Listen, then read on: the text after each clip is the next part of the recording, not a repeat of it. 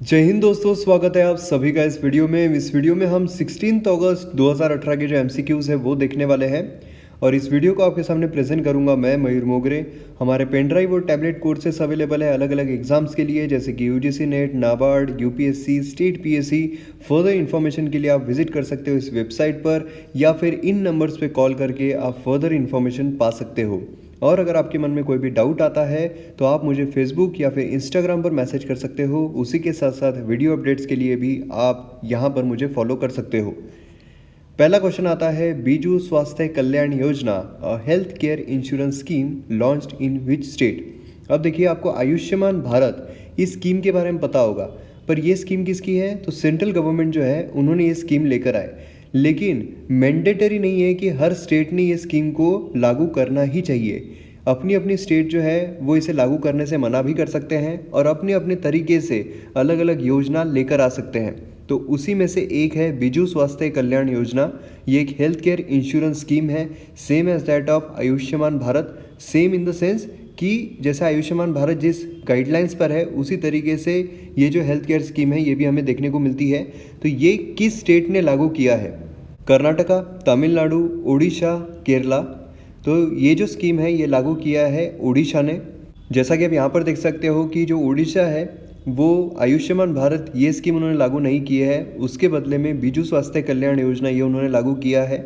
इस स्कीम के अंतर्गत 5 लाख पर ईयर पर फैमिली ये लोग देने वाले हैं और विमेन मेंबर अगर है तो 7 लाख पर फैमिली ये देंगे। तो इस तरीके से आप जो डिटेल्स है वो यहाँ पर देख सकते हो। नेक्स्ट क्वेश्चन आता है आयुष्मान भारत स्कीम के बारे में। अब आयुष्मान भारत स्कीम ये 10 करोड़ फैमिलीज़ को हेल्प करने वाला है, उनको जो हेल्थ है प्रॉपर तरीके की वो देने वाला है। अर्बन और रूरल पुअर ये भी इसमें इंक्लूड किए जाने वाले हैं। तो इसी सिलसिले में आपको जो स्टेटमेंट्स हैं वो देखने हैं और जो करेक्ट स्टेटमेंट है वो पहचानना है। पहला स्टेटमेंट आता है, बेनिफिशियरी जो है इस आयुष्मान भारत के, उन्हें कोई भी प्रीमियम चार्जेस नहीं भरने पड़ेंगे फॉर हॉस्पिटलाइजेशन एक्सपेंसेस। उसी तरीके से ये जो बेनिफिट है इसमें प्री और पोस्ट हॉस्पिटलाइजेशन एक्सपेंसेस जो है ये भी इंक्लूड किए जाएंगे। अब प्री और पोस्ट क्या होते हैं? तो देखिए, प्री मतलब हॉस्पिटल में जाने से पहले आपके जो भी खर्चे होते हैं, उसी के साथ साथ पोस्ट मतलब क्या होता है, जो दवाइयाँ वगैरह हैं वो सारे खर्चे। उसी के साथ साथ यहाँ पर आप सभी को पता होगा प्राइमरी, सेकेंडरी और टर्शरी आता है। प्राइमरी मतलब क्या है, जो आपकी छोटी मोटी बीमारियां होती है, मतलब कि जैसे सर्दी खांसी। उसी के साथ साथ सेकेंडरी मतलब थोड़ी मुश्किल बीमारियां जो है वो इसमें इंक्लूड की जाती है और टर्शरी मतलब एकदम हार्श होती है, जैसे कि एड्स, कैंसर, ये सारी बीमारियां। और आयुष्मान भारत स्कीम में नेशनल हेल्थ प्रोटेक्शन स्कीम, उसी के साथ साथ वेलनेस सेंटर जो है, ये दो इसके फीचर्स है। वेलनेस सेंटर में जो डेंटल केयर होता है, चाइल्ड हेल्थ होते हैं, pregnancy care and maternal health service होती है, ये सारी चीज़ें जो है इसमें इंक्लूड की जाने वाली है। उसी के साथ साथ दूसरा यहाँ पर आता है, बेनिफिशियरी जो है अर्बन एरिया कैटेगरी में, वो फैमिली जिनके पास सिर्फ एक रूम है और कुच्चा वॉल के साथ और रूफ के साथ, और ऐसी फैमिली जिनके यहाँ पर कोई भी अडल्ट मेंबर नहीं है between the age of 16 years to 59 years, वो इसमें बेनिफिशियरी रहेंगे। तीसरा यहाँ पर आता है कि ये एग्जिस्टिंग राष्ट्रीय स्वास्थ्य बीमा योजना, ये जो लॉन्च की गई थी 2008 में यूपीए गवर्नमेंट के तरफ से, ये भी इसमें सब्स्यूम कर ली जाएगी। तो देखिए, पहला जो ऑप्शन है ये यहाँ पर बिल्कुल सही है और जो दूसरा ऑप्शन है वो अर्बन एरिया के बारे में ये सेंटेंस नहीं दिया हुआ है, बल्कि दिया हुआ है रूरल एरिया के बारे में, इसलिए दूसरा स्टेटमेंट जो है वो गलत हो जाता है। और जो तीसरा स्टेटमेंट है ये बिल्कुल सही है, इसलिए इसका जवाब रहेगा बी 1 और 3। तो यहाँ पर आप देख सकते हो रूरल एरिया कैटेगरी जो है उसका वो स्टेटमेंट दिया हुआ है कि ऐसे फैमिलीज़ जिनके पास एक रूफ़ है, कुच्चा वॉल है और कुच्चा रूफ़ है, और ऐसी फैमिलीज़ जिसमें कोई अडल्ट मेंबर नहीं है 16 से लेकर 59 एज तक के, और फीमेल जो हेड करती है हाउस होल्ड को, जहाँ पर एक भी अडल्ट मेंबर नहीं है 16 टू 59 ईयर्स तक के। उसी के साथ साथ जो भी डिसेबल्ड मेंबर है, जो एबल नहीं है बॉडीली अडल्ट, ऐसे भी उसमें इंक्लूड किए गए हैं। उसी के साथ साथ SC/ST हाउस होल्ड्स अगर हम देखते हैं, लैंडलेस हाउस होल्ड्स देखते हैं, तो वो भी यहाँ पर मेजर जो पार्ट है वो इसका कैप्चर करते हैं। और अर्बन एरिया कैटेगरी अगर हम देखते हैं तो वहाँ पर अर्बन एरियाज़ जहाँ पर 11 डिफाइंड ऑक्यूपेशनल कैटेगरीज दिए हुए हैं। मेन कोर्स ऑफ इनकम जो है हाउस होल्ड का वो क्लैरिफाई किया गया है एज बेगर, रिग पैकर, डोमेस्टिक वर्कर्स, स्ट्रीट वेंडर्स, तो इस तरीके से इतने सारे जो अर्बन एरिया कैटेगरी की कंडीशंस है वो दी गई है। नेक्स्ट क्वेश्चन यहाँ पर आता है, with reference to South Asia wildlife enforcement network 7, इसके बारे में आपको करेक्ट स्टेटमेंट जो है वो पहचानना है। ये एक प्लेटफॉर्म प्रोवाइड करता है मेंबर कंट्रीज़ के लिए ताकि वो बार्गेनिंग वाइल्ड लाइफ क्राइम जो है उससे फाइट कर सके साथ में।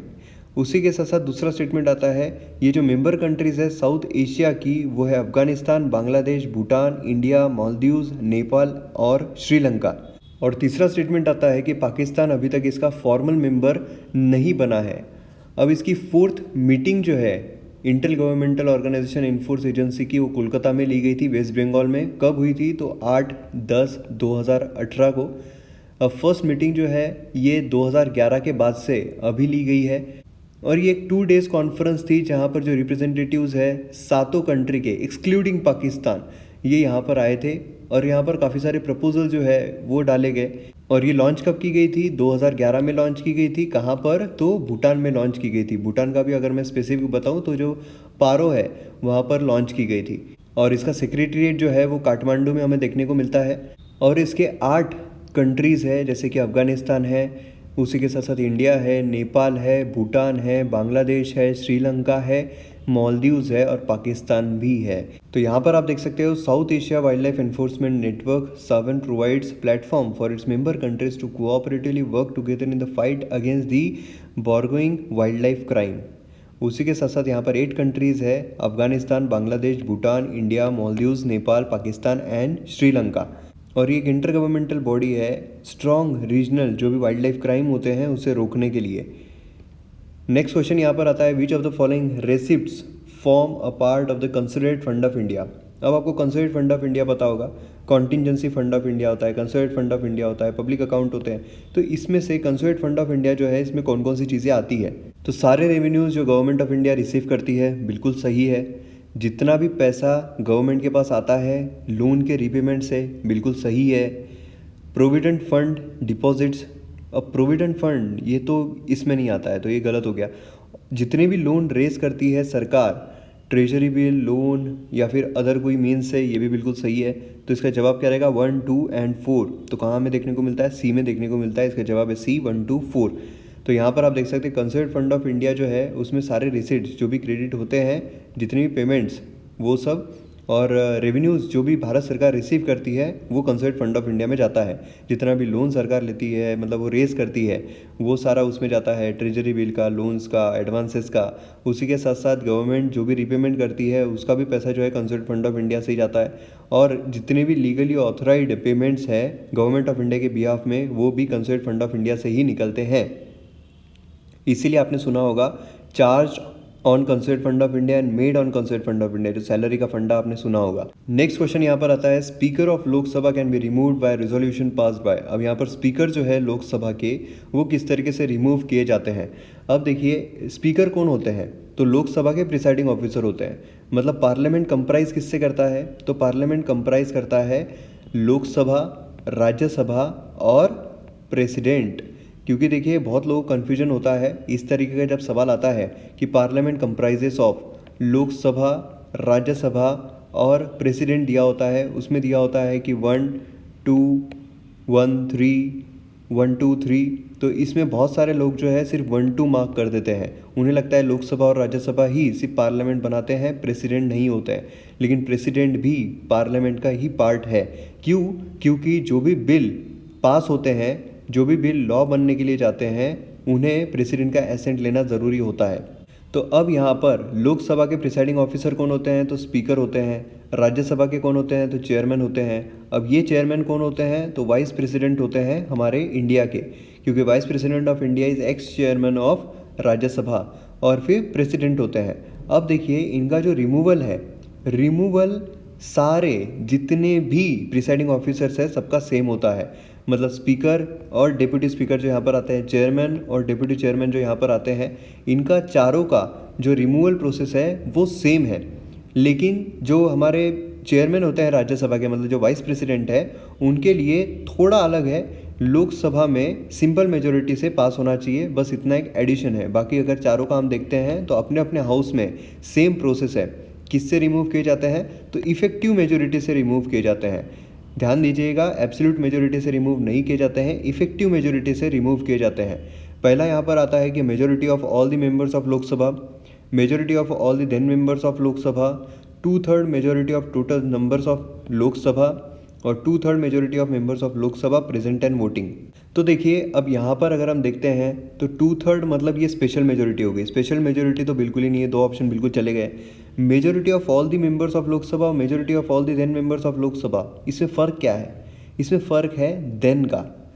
अगर आप देखोगे तो पहले इसमें देन नहीं है, देन जब आता है तो ये कहलाता है इफ़ेक्टिव मेजोरिटी और ये कहलाता है एब्सोल्यूट मेजोरिटी। तो एब्सोल्यूट मेजोरिटी से रिमूव नहीं किए जाते हैं। एब्सोल्यूट मेजोरिटी हमारे यहाँ पर सिर्फ एक ही जगह इस्तेमाल की जाती है, वो तब है जब कौन सी पार्टी सरकार बनाएगी। तो इसलिए ये पहला ऑप्शन भी चला जाता है। सही जवाब रहेगा बी, इफ़ेक्टिव मेजोरिटी। जो है मैंने लास्ट वीडियो में भी आपको समझाया था। इफ़ेक्टिव मेजोरिटी मतलब क्या होता है कि जो भी स्ट्रेंथ है हाउस का, उसमें से जो वैकेंसीज़ है हमें सब्सट्रैक्ट कर देनी पड़ती है। वैकेंसीज़ मतलब क्या है? जो डेथ से होती है या फिर रिसिग्नेशन से होती है, तो वैकेंसीज़, अब्सेंटी नहीं, वैकेंसीज़ वो माइनस कर देते हैं तो हमें मिलता है इफेक्टिव स्ट्रेंथ और उसका 50% + 1 हम देखते हैं तो वो होता है इफेक्टिव मेजोरिटी। और स्पीकर के लिए 14 डेज़ का एडवांस नोटिस देना पड़ता है। उसके साथ साथ जब ये रिमूवल प्रोसेस चल रही हो तब स्पीकर जो है वो प्रिसाइड नहीं कर सकते हैं हाउस को, आम आदमियों की तरह नीचे बैठना पड़ता है। और फिर जब भी वोटिंग होती है तो उसमें फर्स्ट इंस्टेंस में वो वोट कर सकते हैं, क्योंकि जब स्पीकर प्रिसाइड करते हैं तब वो वोट नहीं करते हैं किसी भी बिल पर। लेकिन जब टाई होता है, मतलब 50-50 अगर किसी बिल को वोट मिले हैं, तब प्रिसाइडिंग ऑफिसर जो है, मतलब स्पीकर जो है, वो वोट करते हैं। लेकिन जब उनका रिमूवल प्रोसेस चल रहा होता है तब वो एक आम सदस्य की तरह फर्स्ट इंस्टेंस में वोट कर देते हैं। नेक्स्ट यहाँ पर आता है consider the following statement with reference to pitch to move. अब इसमें से आपको सही स्टेटमेंट जो है वो पहचानना है। यह ऑर्गेनाइज किया गया है नीति आयोग के द्वारा, किसके कोलैबोरेशन के साथ? तो invest India and society of India automobile manufacturers, इनके द्वारा। और ये एम क्या करता है?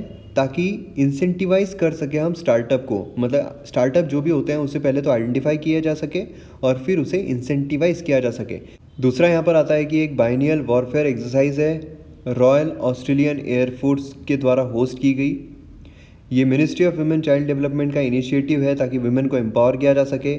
या फिर ये एम करता है स्मार्ट और efficient by rationalising fares and routes in railways, मतलब रेलवे से रिलेटेड है क्या? तो इसका जवाब क्या है? जवाब है ए, ये नीति आयोग के द्वारा एक ऑर्गेनाइज किया गया है। कोलैबोरेशन किसके साथ? तो SIAM के साथ, ताकि जो स्टार्टअप्स है उसे आइडेंटिफाई किया जा सके और इंसेंटिवाइज किया जा सके। तो यहाँ पर आप उसके बारे में जान सकते हो, जैसे कि नीति आयोग ने लॉन्च किया है पिच टू मूव, जो भी स्टार्टअप है उन्हें आइडेंटिफाई किया जा सके और उन्हें इंसेंटिवाइज किया जा सके। अब जो भी स्टार्टअप वेरियस फील्ड में करते हैं काम, वो यहाँ पर इन्वेस्टमेंट जो है वो रेज कर सकते हैं, क्योंकि जब इन्वेस्टमेंट रेज होगा तभी तो कोई कंपनी आगे बढ़ेगी, क्योंकि अगर फंडिंग ही नहीं मिली तो कंपनी आगे कैसे बढ़ेगी? और ये किस लिए है? क्योंकि स्टार्टअप अगर आगे बढ़ेगा तो हमारा देश आगे बढ़ेगा, तो देश की ग्रोथ के लिए यहाँ पर ये सब चीज़ें बहुत ज़रूरी होती है। नेक्स्ट यहाँ पर आता है रिस्ट्रक्चर्ड नेशनल बाम्बू मिशन। अब ये आपको पता होगा, ये लॉन्च किया गया अप्रैल 2008 में। अब इसके लिए 1290 करोड़ जो है वो आउटले दिया गया till the end of 14 finance commission. इसके बारे में आपको करेक्ट ऑप्शन जो है वो पहचानना है। अब इसका एम क्या है? ताकि जो बॉम्बू प्लांटेशन है नॉन फॉरेस्ट गवर्नमेंट और प्राइवेट लैंड पर, वो इंक्रीज़ किया जा सके, जिससे कि फार्म इनकम जो है वो बढ़ सके। अब इसमें कौन से स्टेट या फिर डिस्ट्रिक्ट कवर किए गए हैं? नॉर्थ ईस्टर्न रीजन और उसी के साथ साथ मध्य प्रदेश, महाराष्ट्र, छत्तीसगढ़, उड़ीसा, कर्नाटका। इसका सही जवाब है दोनों, D, all of the above इसका सही जवाब है। तो यहाँ पर आप देख सकते हो इसका एम क्या है, ताकि बाम्बू प्लांटेशन जो है इंक्रीज़ किए जा सके non forest government and private land पर, ताकि फार्म इनकम जो है उसे सप्लीमेंट किया जा सके।